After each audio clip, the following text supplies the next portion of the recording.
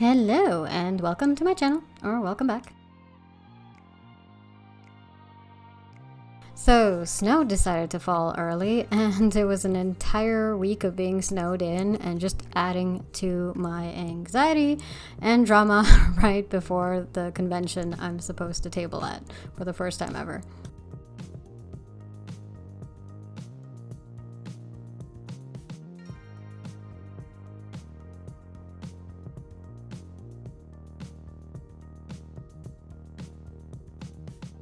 Among other things, with communication, and then I guess all of that stress just piling up to the point where it actually hurt my neck, like my muscles I guess tensed up so bad I had to go to physio 3 days straight.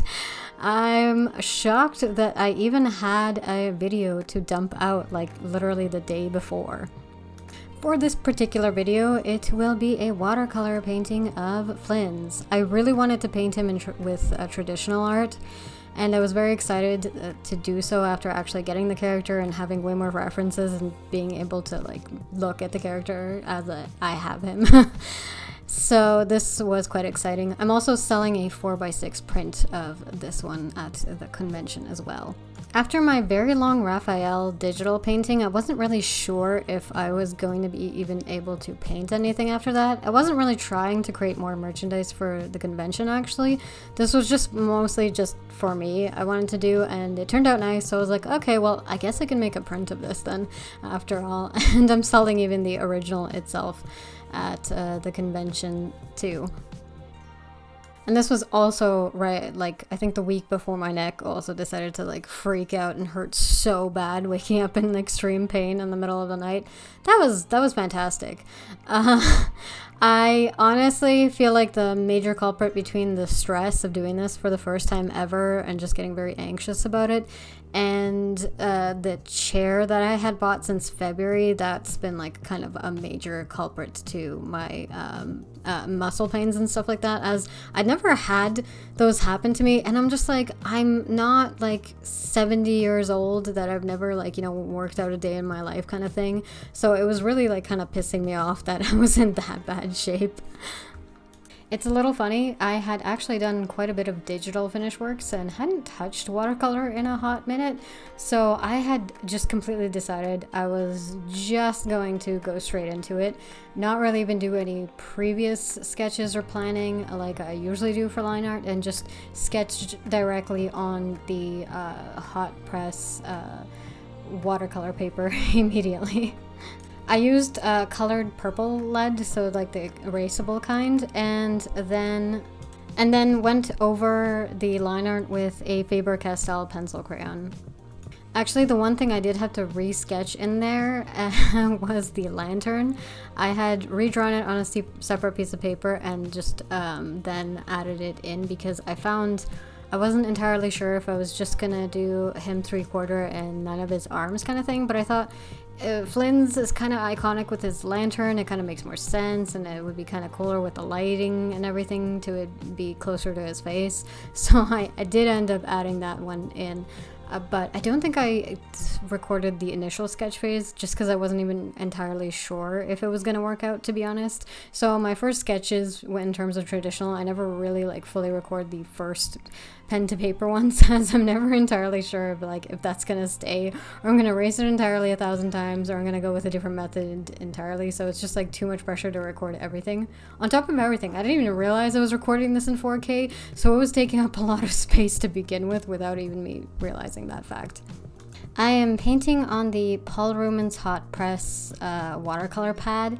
Forgot what the exact dimensions are, but it's kind of like the smaller one, maybe almost 8x10-ish kind of thing, but I feel it's like European Asian ones, one of those A sizes most likely. That's probably best to measure by centimeters. Honestly, it's kind of one of my favorite papers to paint on. It's fairly lightweight. There's still a little bit of a texture to it despite it being kind of a hot press.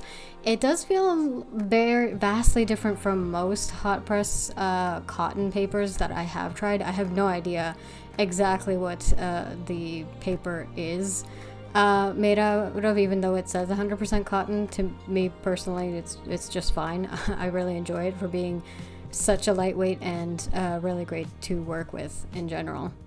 It's also kind of the perfect size where you can even kind of take it with you if you're traveling and painting too. So it's like not too big, not too small kind of thing, and I quite enjoy it a lot. And it seems to take on a lot of layers, so that's also fantastic. I also feel like the paints can move much better on this hot press paper than your typical hot press paper like Arches or whatever. I don't know if it's because it does have a little bit of that texture, so the flow is a lot more closer to cold press, which is very nice. And something I do enjoy about cold press paper. The only reason I don't tend to like it so much is when you're doing kind of finer line art, sometimes the texture gets in the way and I'm not as much of a fan of it. So I kind of always like flip-flop between which kind of paper I enjoy more.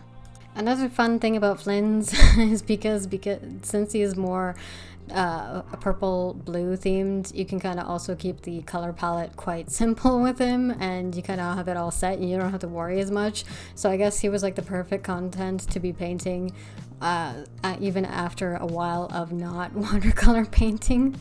And honestly, after this convention, I think I really want to focus on non-fan art stuff, to be honest, especially because it's been a while since I've done non-fan art, and there was actually some OCs I was meaning to flesh out and really work on, but had not gotten a chance. And I feel like it just really wants to get my creative juices flowing and really start like doing more of my non-fan art and stuff like that, just for the sake of me.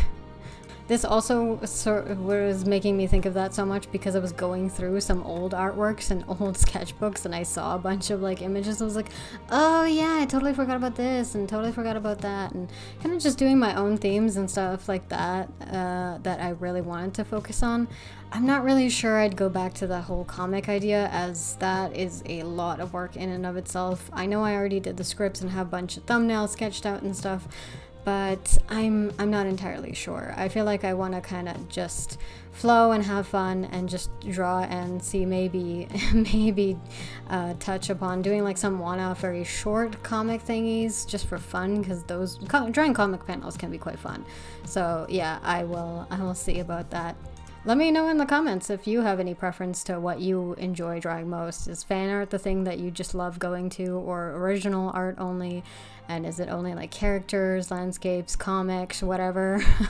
I know everybody kind of has their kind of preference, or just a bit of everything kind of thing, depending on what your mood is. Oh, and I don't think I filmed myself doing this at all, but yeah, looking back at the footage, I didn't. But I took a photo of the image at one point and flipped it on my phone just to see if there was any wonkiness, and there kind of was, so I did have to adjust. So that's a neat trick for traditional art. It's also best to obviously do it when you're in the line art phase, not when you're in the watercolor phase. I think I did still even have to adjust slightly while I was in the watercolor phase. Thankfully, you can kind of, adjust a little bit up and down. The eyes are always the crazy thing where you kind of want to line up, especially the bottom lids the most. I think I heard just is the thing that'll make it the most accurate. So it's one of those things where I'm like, how am I always drawing these eyes so wonky? Digital, traditional, no matter what. That's always like the bane of my existence, just balancing out to make sure that the face works.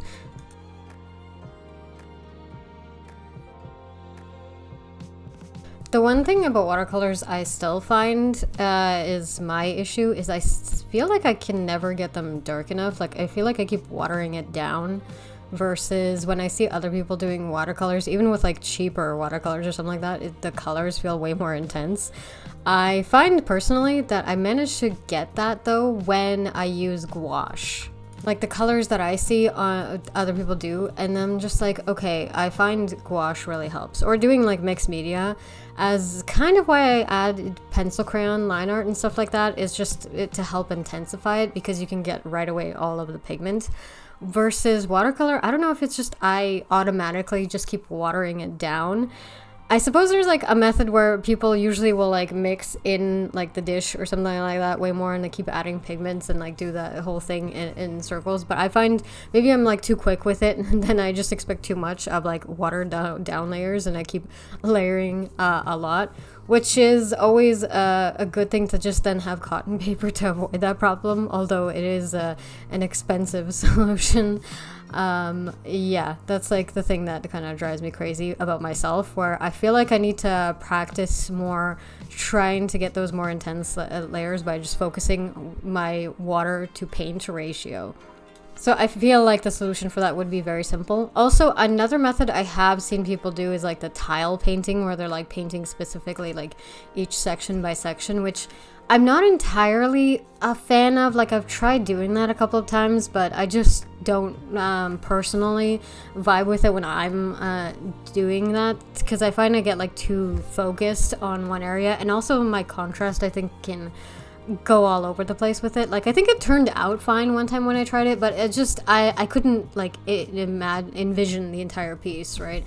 I kind of like the whole base layer and then another layer and whatever, but I just do feel like there's certain times where I need to intensify it, because I definitely kind of wanted some darker areas. This piece itself, I think, probably could have been darker in general if I had gone with making a darker background.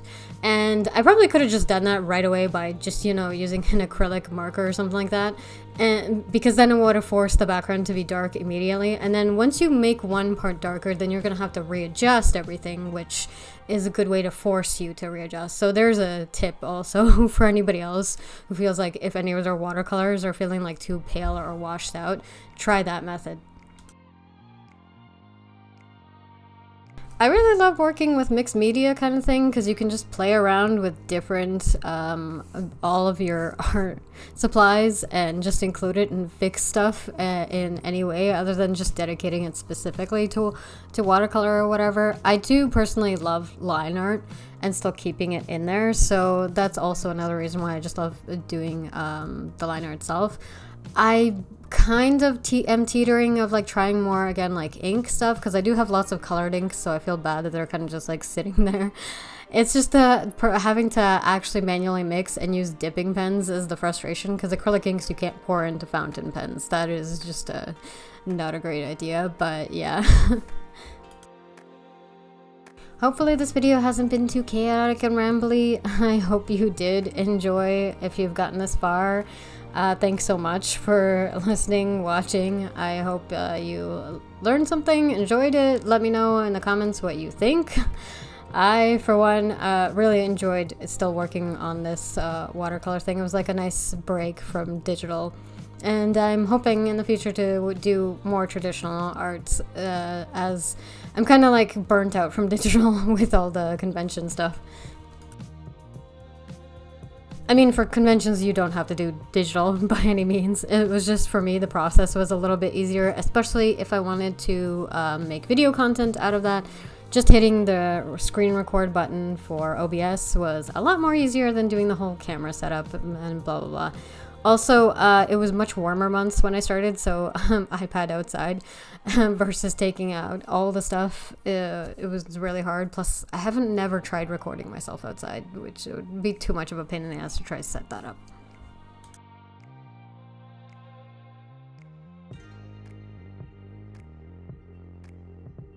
And now for the final artwork. Once again, if you've gotten this far, thanks so much for watching. I hope you enjoyed the video, and yeah, hope to see you on the next one.